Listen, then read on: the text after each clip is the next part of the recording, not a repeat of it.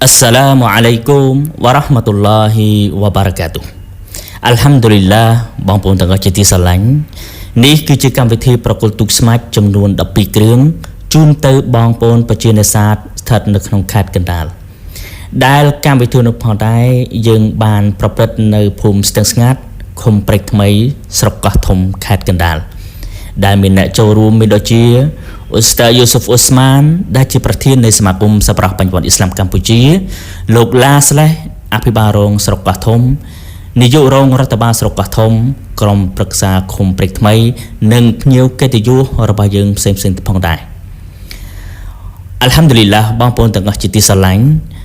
អ្នកដែលទទួលបានទូកស្មាច់ចំនួន12គ្រឿងគឺពួកគាត់ស្ថិតនៅក្នុងខេត្តកណ្ដាលដែលមកពីបណ្ដាភូមិផ្សេងៗមានដូចជា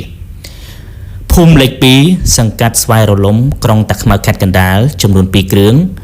ភូមិចាមក្រោមឃុំព្រែកថ្មីស្រុកកោះធំខេត្តកណ្ដាលចំនួន7គ្រឿងភូមិចាមលើឃុំព្រែកថ្មីស្រុកកោះធំខេត្តកណ្ដាលចំនួន2គ្រឿងភូមិទួលសង្កែឃុំកំពង់កុងស្រុកកោះធំខេត្តកណ្ដាលចំនួន1គ្រឿងផងដែរអល់ហាំឌុលីឡាបងប្អូនទាំងអស់ជាទីស្រឡាញ់កម្មវិធីសប្បុរសធម៌របស់សមាគមសប្បុរសបញ្ញវន្តអ៊ីស្លាមកម្ពុជាដែលយើងបានសហការជាមួយនឹងដៃគូរបស់យើង HHRD Helping Hand for Relief and Development USA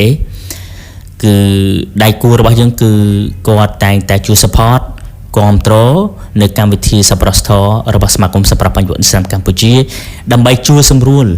នៅក្នុងជីវភាពរស់នៅរបស់បងប្អូនប្រជាពលរដ្ឋក្រីក្ររបស់យើងនៅក្នុងប្រទេសកម្ពុជាមិនថាបងប្អូនប្រជានេសាទបងប្អូនរបស់យើងផ្សេងៗទៀតដូចជាការសាងសង់ផ្ទះអណ្ដូងទឹក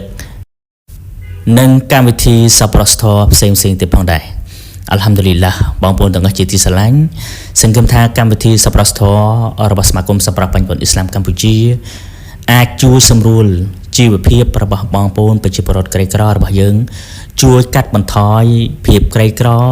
នៅក្នុងប្រទេសកម្ពុជារបស់យើងដោយយោងទៅតាមអនុសាសន៍របស់សម្ដេចអគ្គមហាសេនាបតីតេជោហ៊ុនសែនគឺយើងរួមគ្នាជួយគ្នាសហការគ្នាសាមគ្គីគ្នាដើម្បីឲ្យប្រទេសកម្ពុជារបស់យើងរីកចម្រើនទៅមុខអល់ហាំឌុលីឡាបងប្អូនទាំងអស់ជាទីស្រឡាញ់សង្ឃឹមថាបងប្អូនរបស់យើងទាំងអស់គ្នាយើងជួយគាំទ្រក៏ដូចជាចែករំលែកនៅវីដេអូនេះដើម្បីផ្ដល់ស្នាមញញឹមទៅកាន់បងប្អូនរបស់យើងផ្សេងៗទៀតហើយយើងក៏សូមជូនពរក៏ដូចជាទូអាទៅកាន់បងប្អូនសប្បុរសជននៅក្នុងប្រទេសក៏ដូចជានៅក្រៅប្រទេសដែលក៏តែងតែជួយគាំទ្រក៏ដូចជាសហការជាមួយនឹងសមាគមសប្បុរសបញ្ញវន្តអ៊ីស្លាមកម្ពុជា